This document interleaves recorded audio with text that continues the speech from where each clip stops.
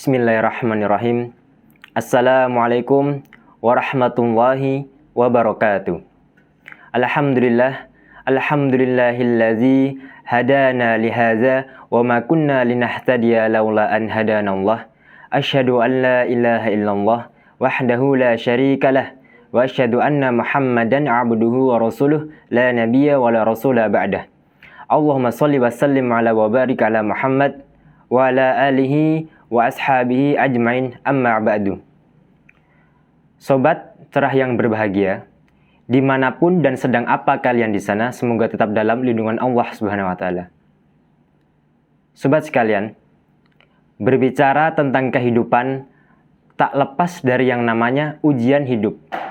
Nah, pernah nggak sih kita itu merasa ujian, cobaan, atau masalah yang sedang kita hadapi, sedang kita jalani ini begitu berat, begitu melelahkan. Entah itu masalah sosial, masalah keluarga, atau pribadi. Kita ngerasa seakan-akan yang paling menderita, yang paling tersiksa, yang paling terbebani atas semua itu. Hati kita resah, risau, galau, kecewa. Kita kecewa sama Allah. Ya Allah, mengapa ujian yang Engkau berikan kepadaku begitu berat? Maka sobat sekalian, ketika perasaan-perasaan itu muncul dalam diri kita, ingat kata Allah, la yukallifullahu nafsan illa wus'aha. Allah tidak akan membebani seseorang melainkan sesuai kesanggupannya. Allah tidak akan memberikan ujian kepada seorang hamba di luar batas kemampuannya. Allah memberikan ujian sama kita ini, itu pasti berbanding lurus dengan kemampuan kita. Nah, bisa jadi Allah berikan ujian yang begitu berat kepada kita, agar kita bisa kembali kepada Allah, agar kita bisa lebih mendekatkan diri kepada Allah. Nah, bukankah ketika masalah atau ujian datang di dalam hidup kita ini, ibadah kita akan lebih meningkat. Kita lebih menambah atau memperbaiki kualitas dan kuantitas ibadah kita. Yang nggak pernah sholat tahajud, dia mulai mendirikan sholat tahajudnya. Dia berdoa, dia memohon kemudahan atas permasalahan-permasalahan yang sedang ia alami di sepertiga malamnya. Allah rindu sama kita. Allah cinta sama kita. Allah rindu sujud kita, Allah rindu doa-doa kita. Oleh karena itu, Allah berikan ujian sama kita agar kita bisa lebih dekat kepadanya. Nah, sobat sekalian, maka dari itu tetaplah berhusnudzon kepada Allah Subhanahu wa Ta'ala. Baik menurut kita belum tentu baik menurut Allah. Buruk menurut kita belum tentu buruk menurut Allah. Karena apa? Karena Allah tahu masa depan, kita nggak tahu. Allahu ya'lamu wa antum la ta'lamun. Maka ketika sesuatu yang terjadi dalam hidup kita tidak sesuai ekspektasi kita, tidak sesuai apa yang kita inginkan, katakan dalam hati kita ini, insya Allah yang terbaik. Insya Allah ini yang terbaik untukku. Nah, sobat sekalian,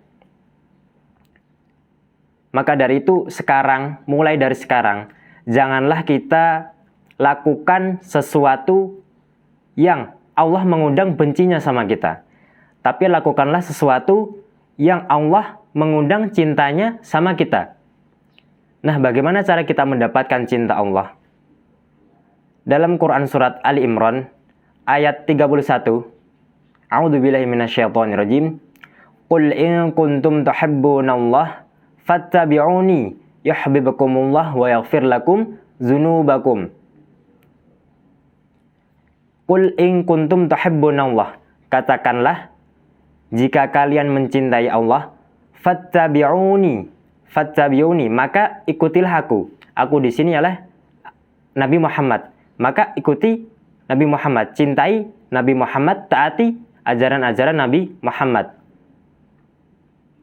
Dilanjutkan di ayat berikutnya, yuhibbukumullah, maka Allah akan mencintai kalian. Wa yaghfir lakum dzunubakum. Allah akan mengampuni dosa-dosa kalian.